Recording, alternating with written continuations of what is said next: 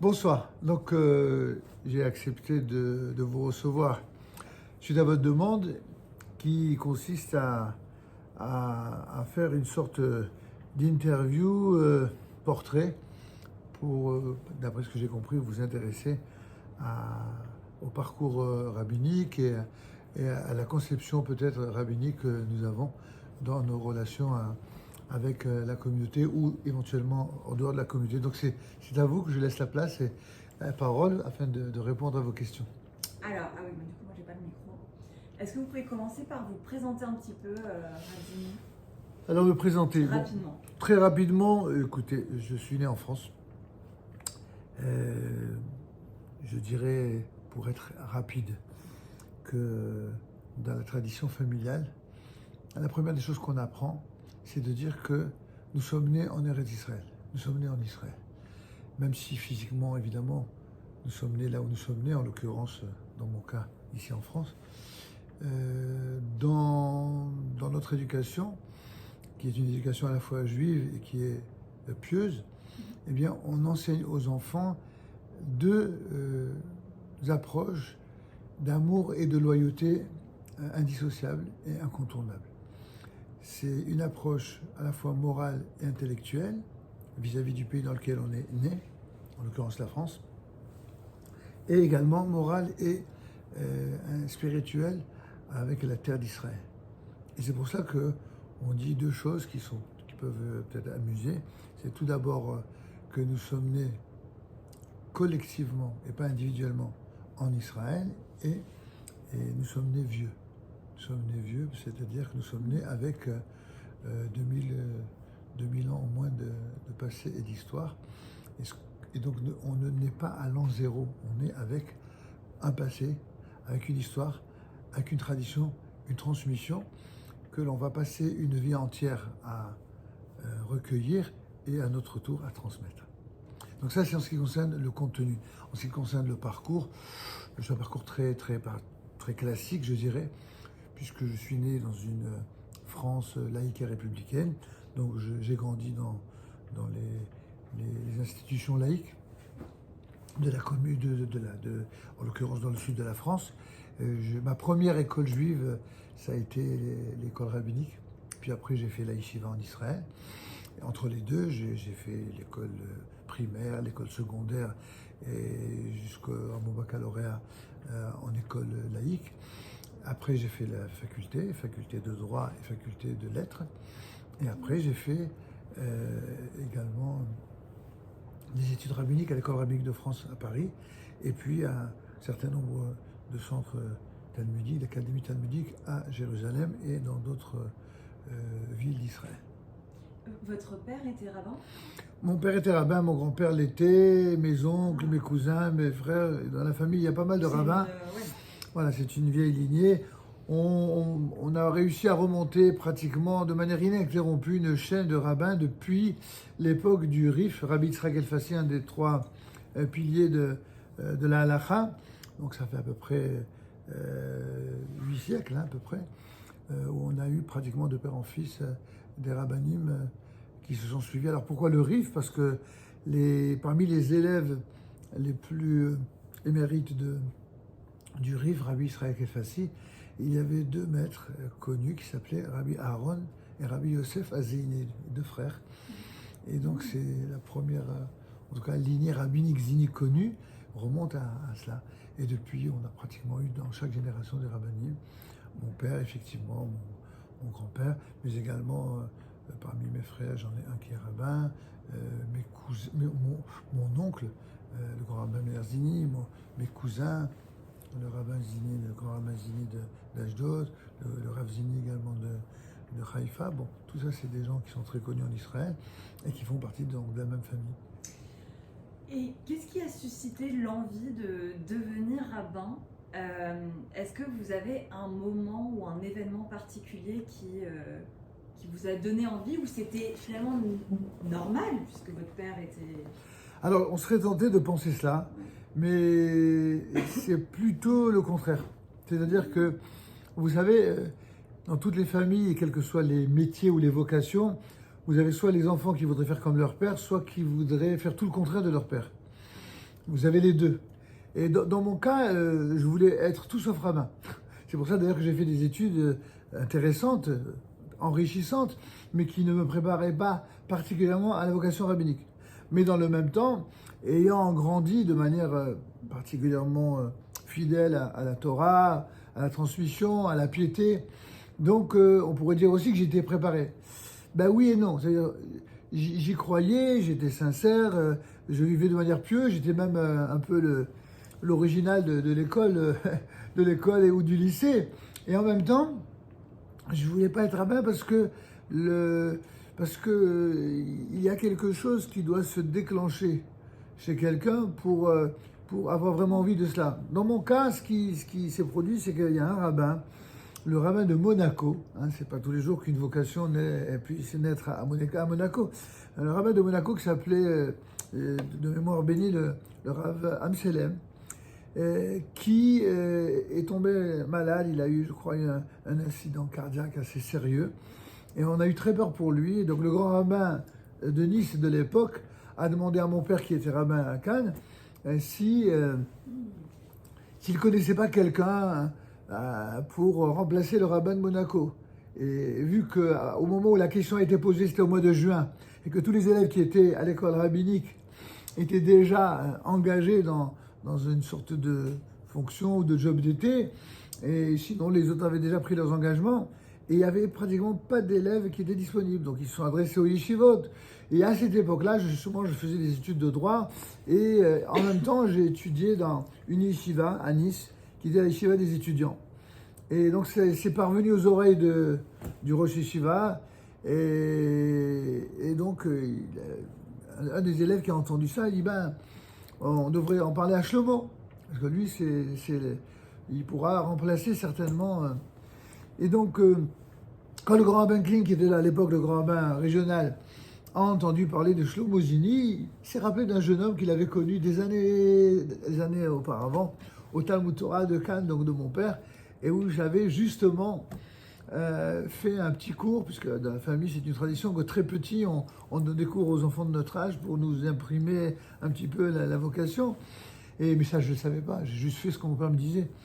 Et donc j'avais ainsi connu le grand Binclé qui m'avait dit, impressionné par le petit bonhomme que j'étais, il m'a dit mais c'est formidable, il était tout heureux de m'entendre sur le cours, il a dit c'est des gens comme ça qu'il faut pour l'école rabbinique. Et moi je réponds d'une manière un petit peu à la fougue de l'enfant, que Dieu préserve, carrément. Et mon père qui me donne un coup de pied, en me disant c'est comme ça que tu parles. Alors, et le grand Binclé qui est très amusé par là, je devais être un gamin de 8-9 ans. Et il me dit, mais dis-moi mon fils, pourquoi tu dis Dieu préserve? C'est si terrible d'être rabbin. Et je lui dis, ouais, moi j'aime pas les gens comment ils respectent pas les rabbins comme il faut, alors moi je veux pas être rabbin. Il avait seulement 8 ans. Alors il regarde mon père et lui dit, et qu'est-ce qu'il a dit de terrible? Il a dit que la vérité. Et il m'a rappelé cette anecdote des années après, peut-être 10 ans après.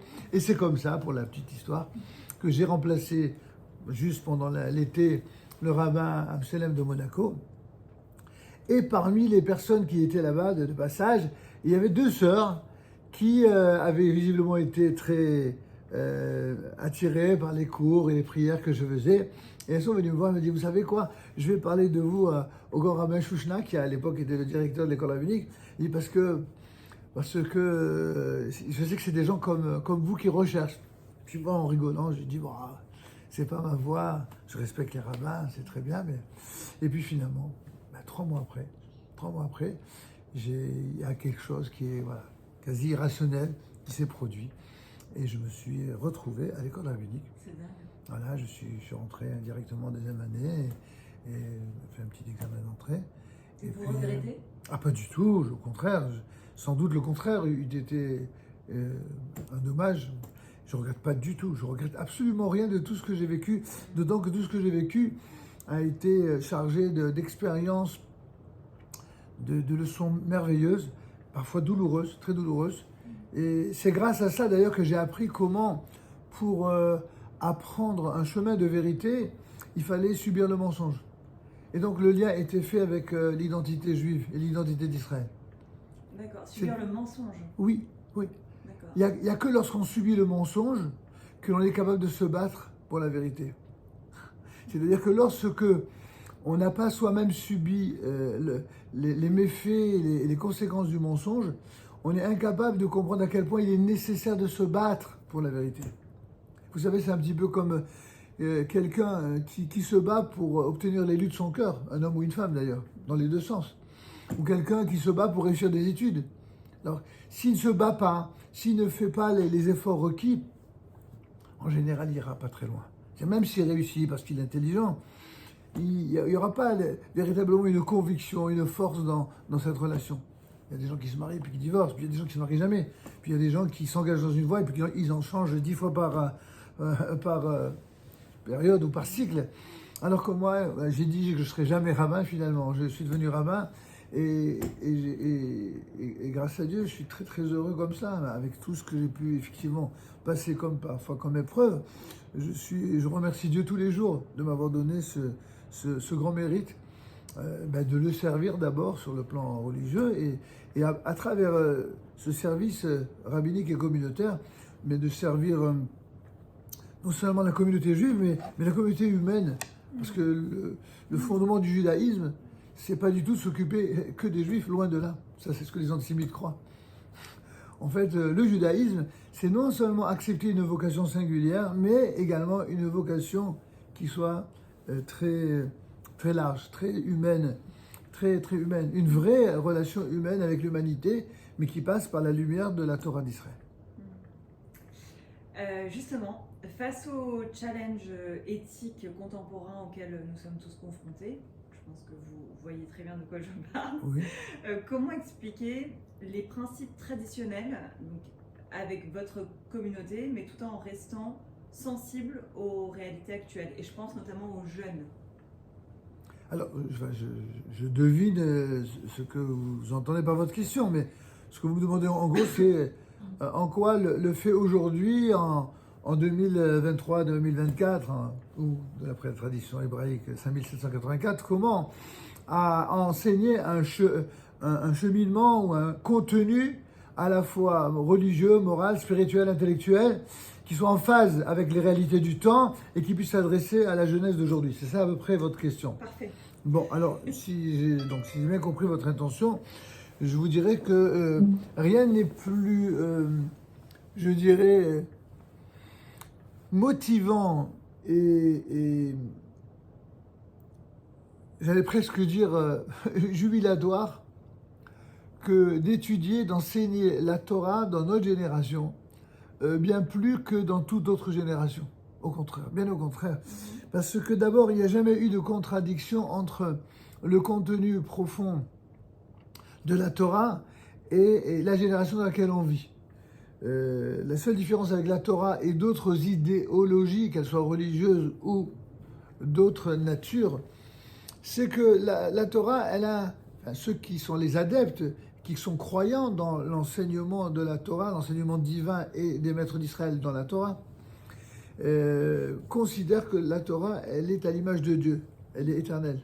Et de la même manière que Dieu pour nous est vrai, son contenu, la Torah, est vrai. Et pour nous, ce qui est vrai a toujours été vrai, et il sera toujours vrai. Si une vérité se voit contredite par les réalités du temps, soit cela signifie que cette vérité n'a jamais été vraie, soit cela signifie qu'une vérité vraie, elle est changée par des gens parce que ça ne les arrange pas. Auquel cas, ça n'est plus non plus la vérité. Pour nous, une vérité, je le répète, pour nous, c'est-à-dire les maîtres de la Torah, eh bien, une vérité n'est acceptable et comme une vérité vraie et authentique que dans la mesure où on peut vérifier que depuis la naissance de cette vérité, son parcours, son suivi jusqu'à la réalité d'aujourd'hui et même dans la projection vers le futur, eh bien, elle n'est jamais contredite. Alors, évidemment, la manière de l'exprimer, la façon de l'aborder, la façon de le partager avec les différentes générations, probablement passe par peut-être par une manière différente de l'exprimer, c'est-à-dire un choix de termes différents en fonction du niveau moral et spirituel de chaque génération. Il y a des choses qui étaient évidentes aussi bien pour les juifs que pour les non-juifs de pratiquement tous les pays de la terre. à certaines périodes et qui aujourd'hui ne le sont pas, parce qu'il y a eu des changements. D'aucuns vous diront, il y a eu une évolution. Moi, je pense qu'il y a plutôt eu une révolution et que la révolution n'amène pas forcément une évolution positive. Vous savez, l'évolution, c'est pour le bien, mais c'est aussi pour le mal. Même un cancer, on dit d'un cancer, que Dieu en préserve à tout le monde ici, un cancer, ça évolue. Donc, quand on parle d'évolution, ça peut être un bien, ça peut être un mal.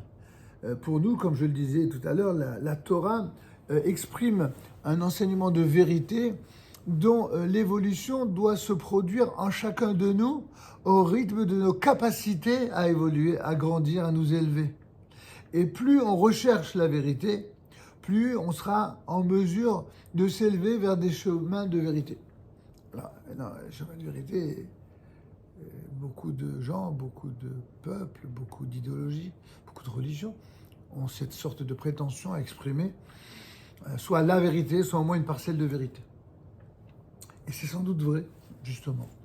Sauf que toutes les idéologies, toutes les religions n'apprennent pas à reconnaître qu'il y a du vrai chez tout le monde. Dans le judaïsme, oui. Dans le judaïsme, même si on considère que la vérité, au sens de l'absolu, ne vient que de Dieu, et que sa transmission, pour qu'elle soit crédible, passe par les grands maîtres d'Israël, qui, en quelque sorte, sont un témoignage vivant, un exemple vivant d'une fidélité à une transmission, à des valeurs vraies, il n'en reste pas moins vrai qu'il y a du vrai chez toutes les nations du monde. Un de nos grands maîtres contemporains, le Rav Kook, disait que quand quelqu'un est véritablement imprégné de Torah au niveau le plus élevé, c'est-à-dire il y a 4 niveaux traditionnels d'expression de la Torah, du niveau le plus simple au niveau le plus kabbalistique, c'est-à-dire qui est réservé à une élite de personnages particulièrement puissants dans la réflexion et dans la piété. Eh bien, quand on se fait le relais de ces 4 niveaux, eh bien, dit le Rav Kook, on devient un juif exemplaire. Et c'est quoi le juif exemplaire? C'est celui qui non seulement est fidèle à l'enseignement de la Torah, non seulement est capable de partager cette lumière d'exemplarité avec tout le monde, mais ce qui fait partie intégrante de cette exemplarité, c'est la capacité de voir ce qu'il y a de vrai et de bon chez tout le monde, chez toutes les nations. Ce qu'on appelle de façon globale les goïms. C'est quoi le mot goï, qui est un mot souvent mal traduit ou mal compris? Certains y voient même une connotation péjorative. En hébreu, le mot goï, ça signifie nation. Comme on le voit justement dans la paracha de la semaine, où on voit que lorsque Rachel, l'épouse de Yitzhak, qui va être enceinte de 2 jumeaux, Jacob et Ésaü, eh bien là-bas on parle de Shené Goïm Bebidner. Il y a 2 nations qui naîtront de ton sein. On parle de 2 Goïm. On dit qu'on parle de Yaakov et de Esav. On met que Yaakov, qui s'appelle Israël, c'est-à-dire en quelque sorte celui qui sera le commencement de la nation d'Israël, même si la plupart de nos maîtres la commencent à Abraham, de façon effective, je dirais, officielle, ça va commencer à Yaakov qui va s'appeler Israël. C'est qui Israël? C'est Goï Kadosh. C'est une nation sainte, mais c'est une nation, c'est Goï. Donc le mot Goï n'a pas cette connotation que parfois on lui prête. Et donc l'ensemble des Goïm ont une raison d'être. C'est pour ça qu'il y a de manière, c'est peut-être la seule radicalité qu'il y a dans la Torah, c'est une opposition à toute forme de racisme, de xénophobie, de haine de l'étranger. Ça fait partie d'un des 613 commandements. Vous aimerez l'étranger, car vous avez été étranger en Égypte. Or, il existe 2 significations au concept du mot guerre. Il y a guerre dans le sens étranger, au sens de la culture, au sens de la tradition. Mais ce qu'on appelle le guerre tzedek. Le guerre, l'étranger, qui recherche la justice divine, c'est le nom donné à ceux qui se convertissent au judaïsme. On les appelle guerre tzedek.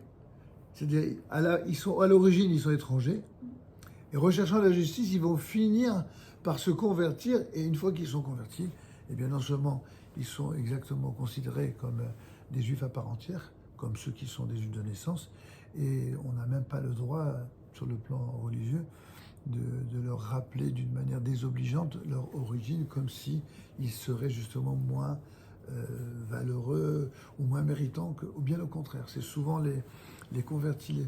Dans le judaïsme, vous savez, la conversion est un acte qui est libre, qui ne doit jamais être imposé, qui ne doit même pas être encouragé.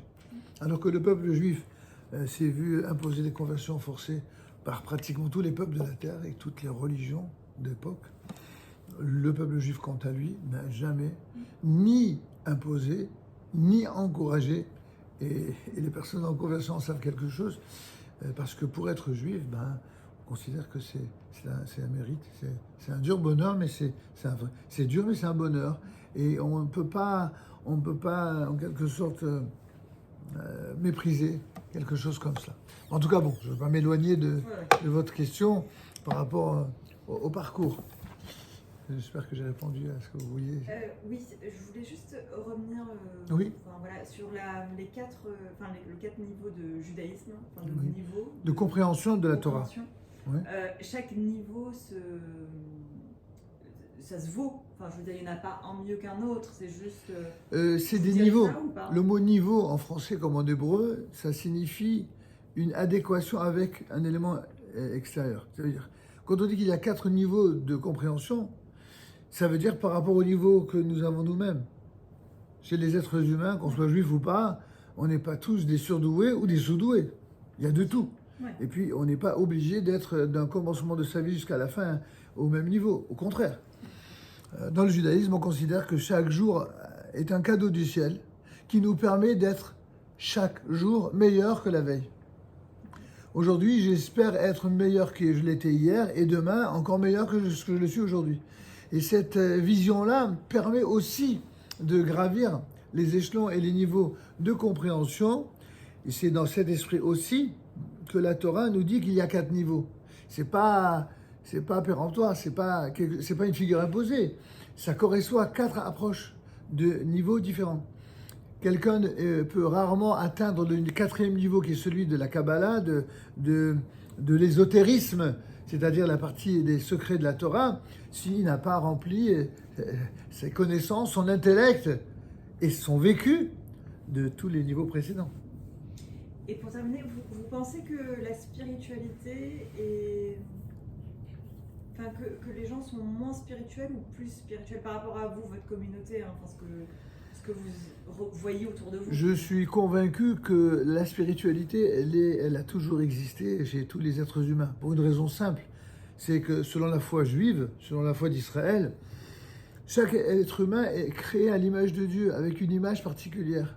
Alors certes, de même qu'il y a dans tous les mondes créés par Dieu, et dans tous les êtres de la création, il y a différents niveaux d'être, différents niveaux de profondeur, de connaissance, mais aussi de moralité. Alors il y a aussi, au sein du monde de la création, là aussi il y a 4 niveaux. Il y a le niveau le plus bas, c'est le monde dit minéral, celui des pierres. Il y a le monde végétal, ensuite le monde animal, et enfin le monde le plus élaboré, c'est le monde humain. Et parmi les êtres humains, il y a également différentes catégories d'êtres humains. Et quand on parle de différentes catégories d'êtres humains, c'est pas pour dire que les uns sont meilleurs que d'autres. C'est que chaque être humain et chaque peuple a une vocation différente. Et de cette vocation-là, jailliront et naîtront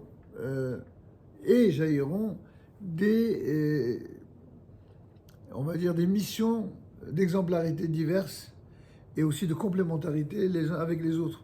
Le peuple d'Israël, qu'on appelle le peuple élu, ça veut dire quoi? Il est élu. Il est choisi par Dieu d'après la tradition. Pourquoi? Pour incarner une forme d'exemplarité sur le plan justement de la morale et de la vérité. C'est cela qui doit caractériser le peuple d'Israël. C'est la recherche constante et permanente de la vérité. Excusez-moi, je vais juste couper le téléphone. Voilà. Vous savez, ça veut dire quoi la vérité? Tout le monde prétend avoir la vérité. Vous savez, dans les parachiotes, c'est-à-dire les péricopes que nous récitons chaque semaine dans la Torah, eh bien, dans le premier des 5 livres qui s'appelle Bereshit, on rappelle l'existence de tous les grands patriarches et matriarches d'Israël. Abraham, Isaac, Jacob pour les hommes, et pour les femmes, c'est Sarah, Rivka, Rachel et Léa. Pour nous, ce sont un peu nos top modèles qui sont les exemples que l'on doit suivre, tant sur le plan moral, sur le plan intellectuel, sur le plan surtout des vertus. Et d'après la tradition, Abraham incarne la valeur suprême qu'est la bonté, la clémence, la douceur, l'amour du prochain, etc. La bonté de manière générale, ce qu'on appelle en hébreu chesed, chesed d'Abraham. Yitzhak, quant à lui, représente la rigueur. La rigueur, c'est aussi la justice, c'est aussi l'ordre, c'est la nation. Enfin, tout ça, c'est... Vous voyez bien que si j'ai choisi ces mots, c'est pas par hasard. C'est que en France, comme dans de nombreux pays du monde, eh bien, on attribue ces vertus à des courants politiques. Fondamentalement, l'univers dit de la gauche, eh bien, prétend incarner les valeurs de gauche, c'est les valeurs du partage, les valeurs d'amour, de justice, les valeurs d'égalité sociale, ou en tout cas de justice sociale, mais également les valeurs de bonté, d'amour de l'étranger, etc. C'est autant de valeurs qui sont dans la Torah, d'ailleurs. Mais pour autant, ceux qui se disent de gauche ne se disent pas forcément qu'il y a un rapport, le moindre rapport avec la Torah, juste des valeurs de gauche. Ceux qui se reconnaissent davantage dans les valeurs dites de droite, je parle d'un point de vue politique, parleront de sécurité, parleront de contrôle de l'État, parleront de l'amour de la nation, etc., de la police, de l'armée. Et vous voyez maintenant les extrémistes de gauche et de droite qui se font sans cesse la guerre comme prétendant sauver le monde grâce à leurs idéaux respectifs. Alors si Abraham incarne, entre guillemets, je dis bien entre guillemets parce que c'est pas du tout notre analyse, mais c'est ce que prétend les gens de gauche, ils prétendent incarner ces valeurs, comme si c'est eux qui les ont inventées. D'ailleurs, une des caractéristiques de la gauche, c'est de croire vraiment que c'est eux, que la morale commence avec eux. Ils sont tellement convaincus qu'aujourd'hui, les plus extrémistes dans le monde politique français, aux côtés des terroristes, c'est justement les extrémistes de gauche. Donc vous voyez à quel point on peut prétendre incarner la morale et piétiner les valeurs que l'on prétend incarner. À l'inverse, vous avez les gens de droite qui sont pour l'ordre et pour l'amour de la nation. Sauf que l'amour de la nation, c'est très bien, mais l'amour de la nation ne doit pas avoir pour conséquence la xénophobie ou la détestation des étrangers. Alors donc, si finalement on en arrive à cette conclusion, ça veut dire que la Torah, elle est ni de droite ni de gauche. C'est exactement le contraire. La Torah, elle est héritière à la fois de Abraham, de Yitzhak et surtout de Yaakov. Yaakov incarne la vérité. Emet le Yaakov. C'est-à-dire que la vérité, on va la chercher aussi bien à gauche qu'à droite. Aussi bien chez Abraham que chez Yitzhak. Lorsque quelque chose est vrai, que ce soit à gauche ou que ce soit à droite, si c'est vraiment vrai, alors on doit faire ces qualités-là nôtres et on doit les arborer d'une manière tout à fait honorable et d'une manière exemplaire. Et c'est pourquoi un juif qui est fidèle à la tradition, s'il est normal, il peut être ni de droite ni de gauche. En tout cas, certainement pas un inconditionnel et encore moins un extrémiste ni de droite ni de gauche. Il ne peut être que le seul extrémisme autorisé, c'est celui de la vérité. Et la vérité, c'est justement d'apprendre à reconnaître ce qu'il y a de vrai chez les uns comme chez les autres. Alors, pour revenir à l'enseignement du Rav Kook dont j'avais commencé à parler tout à l'heure, le Rav Kook nous dit, un vrai juif exemplaire, c'est celui qui non seulement étudie la Torah et la pratique les commandements, mais grâce à cette Torah, il sait reconnaître ce qu'il y a de vrai chez tous les goïms. Et donc, un véritable juif est celui, d'après cette vision idéale de la Torah, qui, à chaque fois qu'il voit quelque chose de vrai, d'authentique, de beau, d'exemplaire chez les nations du monde, il fait de ces qualités-là, volontiers, des qualités qu'il adopte. Mais, et ça c'est l'erreur que commettent certains qui se détournent de Dieu, y compris chez les Juifs, c'est de croire que, pour reconnaître qu'il y a du vrai chez les nations, que du coup, il faille tourner le dos à sa propre divinité, à son propre Dieu, à sa propre tradition. On peut très bien reconnaître ce qu'il y a de bon chez les uns et chez les autres. Justement, j'allais presque dire que pour arriver à être capable d'être aussi authentiquement amoureux de la vérité et de la justice, au point de reconnaître ce qu'il y a de vrai chez les uns et chez les autres, il faut justement fidèle à la Torah. Parce que c'est dans la vraie Torah qu'on apprend cela. Quand on appartient à un univers idéologique trop marqué Et c'est pas vrai que dans la politique, d'ailleurs, même dans d'autres religions qui ont prétention ou ont vocation à entrer en concurrence postérieure ou ultérieure avec le judaïsme, eh bien, regardons l'histoire. Qu'est-ce que ces religions et leurs représentants ont tenu comme discours, comme propos, comme comportement vis-à-vis des Juifs pendant des siècles? Et là, on voit tout de suite où il y a de l'exemplarité. Dans le monde chrétien, pendant 15 siècles, le monde chrétien n'a pas eu les rapports les plus courtois, c'est le moins qu'on puisse dire, hein, c'est un doute euphémisme. Beaucoup de Juifs ont été brûlés, massacrés et torturés de la pire façon, tel qu'on le voit chez les extrémistes djihadistes d'aujourd'hui.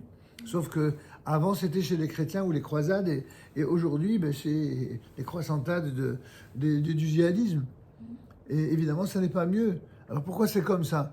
Parce qu'ils n'ont pas tous fait le... Ça ne veut pas dire que nous prétendions que tous les chrétiens étaient comme ça ou que tous les musulmans sont comme ça. Pas du tout.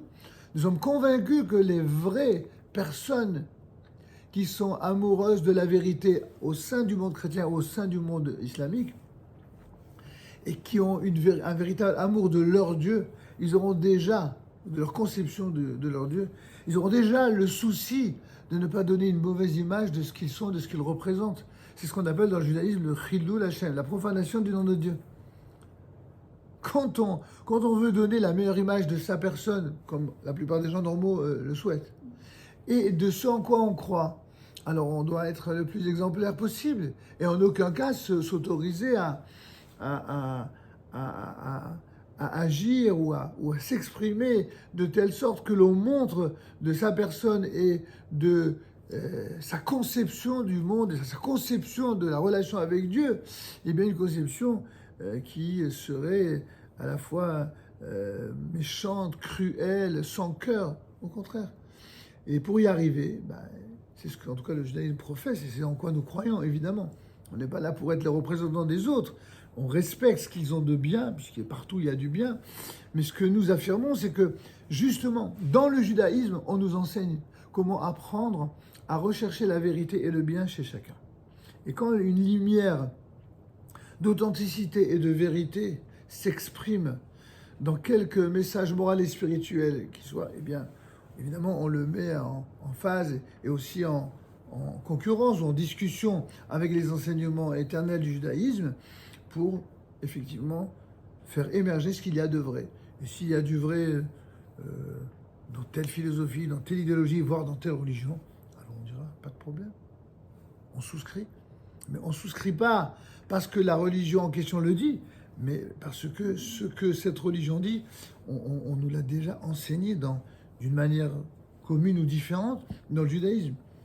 Le judaïsme reste quand même notre critère essentiel de référence, tout simplement parce que cela vient, d'après la tradition juive, directement du divin. Et on ne peut pas, comme je vous l'ai dit tout à l'heure, on ne peut pas remettre en cause un chemin de vérité simplement parce que la mode voudrait qu'on change de vérité comme certains changent de vêtements. C'est pas comme ça que ça fonctionne quand on recherche vraiment la vérité. Et ce qui m'amène à rendre un hommage mitigé avec le monde que vous représentez, celui de la presse et du journalisme. C'est un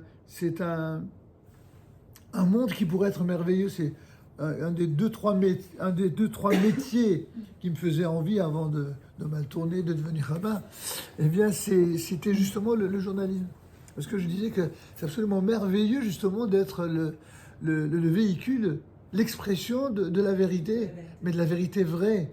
Pas de la vérité qui arrange un courant idéologique, pas de la vérité qui arrange des gens méchants, pas la vérité qui arrange tout simplement les vendeurs du journal ou faire le buzz, comme l'on dit aujourd'hui, à tout prix pour faire parler de soi. C'est pas ça la vérité, ça c'est l'intérêt.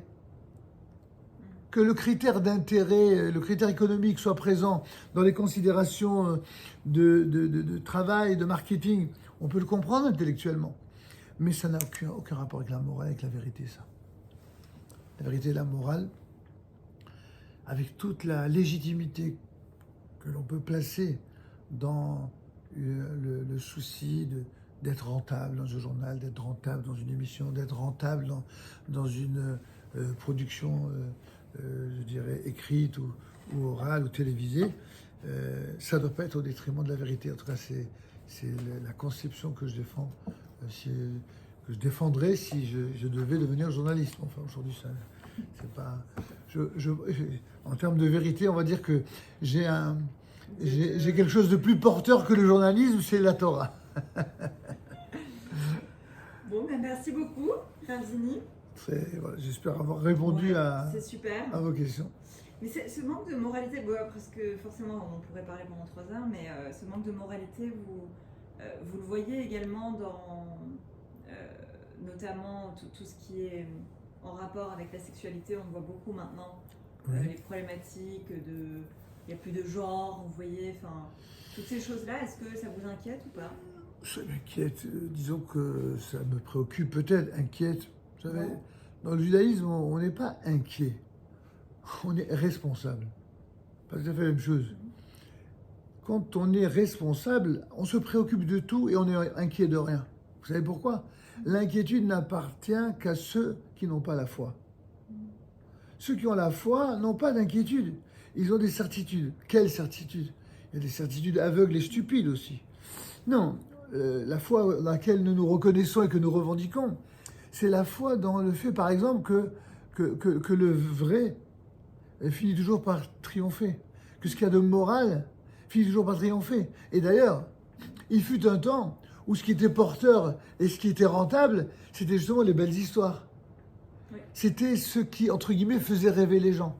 Rêver, c'est-à-dire l'idée que, voilà, il y aura à la fin des temps un mieux-être. Peu importe après, quelle que soit la façon dont on l'exprime. Chez les enfants, c'était les contes, n'est-ce pas, que ce soit les contes d'Andersen ou les contes de Grimm, enfin bref, tous les contes des grands conteurs.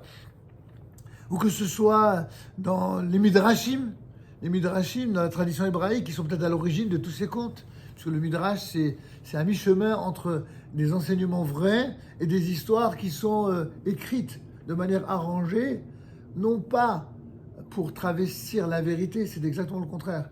C'est pour présenter d'une façon justement agréable à la lecture ou à l'écoute et d'être au service de quelque chose qui est vraiment vrai. Un petit peu comme le roman, quoi. Mais pas un roman fiction, un roman vrai. Et ça, c'est le Midrash.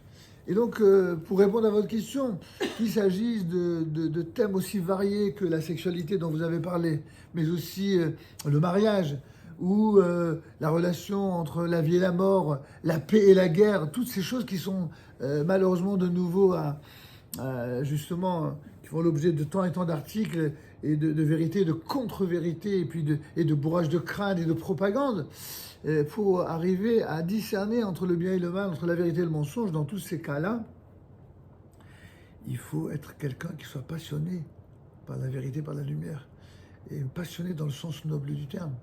C'est quelqu'un qui est capable d'associer son cœur, son intellect et son âme. Quand on réunit ces 3 forces que sont le cœur, l'intellect et l'âme, sans ne jamais les opposer, sans ne jamais les séparer, alors on peut arriver à quelque chose de formidable qui puisse réunir absolument toute forme de vérité et de bon sens, sans encore une fois les opposer. Et en précisant peut-être qu'il ne faut pas confondre opposer, séparer et distinguer. Parfois, les séparations sont nécessaires pour la distinction. Mais la distinction ne doit pas signifier s'opposer ou opposer. Quand par intérêt économique ou par prétention maladive, eh bien, on souhaite toujours opposer les gens ou les genres, alors on finit par détruire beaucoup de choses. Et pour réagir à votre question sur la théorie des genres, pourquoi il y a des choses qui sont inventées dans notre génération qui n'ont jamais existé pendant 2000 ans? Pourquoi on pose bêtement la question à un petit enfant dans certains univers, est-ce que tu te sens un garçon ou est-ce que tu te sens une fille? C'est quand même presque ridicule en vérité. Un garçon, une fille, depuis la nuit des temps, quelle que soit la religion et quelle que soit l'éducation, il y a d'abord des évidences morphologiques, des évidences intellectuelles, morales, psychologiques. On veut carrément, pardonnez-moi l'expression peut-être un peu à propos, même si elle est un peu dure, on veut violer une forme de vérité et d'authenticité pour servir des mensonges idéologiques absolument incroyables, simplement pour laisser libre cours à tous les vices possibles, imaginables. Je ne vais pas vous faire un cours maintenant, mais je pourrais vous exprimer, vous expliquer avec beaucoup de détails pourquoi, par exemple, dans la tradition juive, tout comme d'ailleurs dans d'autres traditions dites monolâtres ou monothéistes, pourquoi effectivement l'homosexualité, qui est aussi un des termes récurrents en ce moment, n'est pas de mise, sans jamais encourager l'homophobie. Vous voyez, on est dans une génération où si quelqu'un n'encourage pas l'homosexualité ou ne la considère pas comme un idéal, tout de suite on en fait un homophobe. Cette attitude, elle est le mensonge avec un M majuscule.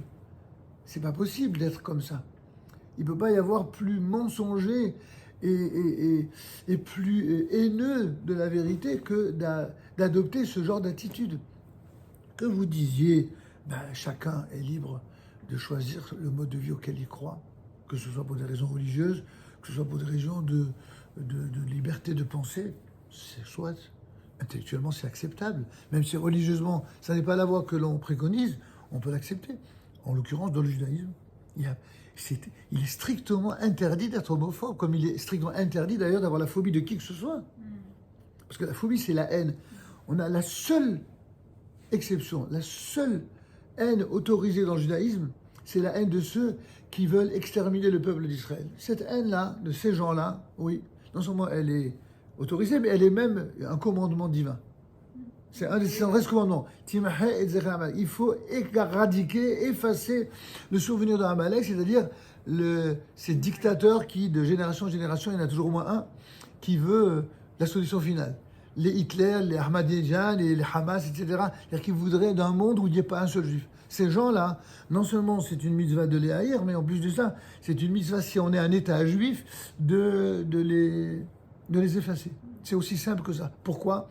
Parce qu'aussi longtemps qu'on laisse en vie des gens pareils, eh bien, ils n'auront de cesse que de transmettre uniquement l'amour de la haine et l'amour de la mort. On le voit autour de nous.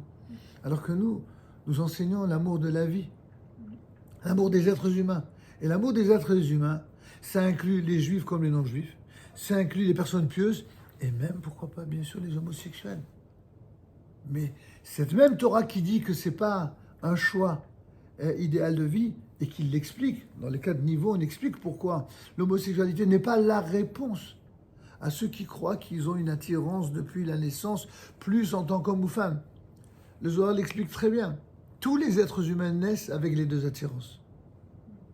Il n'y a rien d'anormal. C'est juste que d'après la Torah, ce qui nous manque en tant qu'homme ou en tant que femme, qui nous attire chez l'autre, eh bien, c'est justement dans le sexe opposé qu'on va créer l'unité et combler le manque.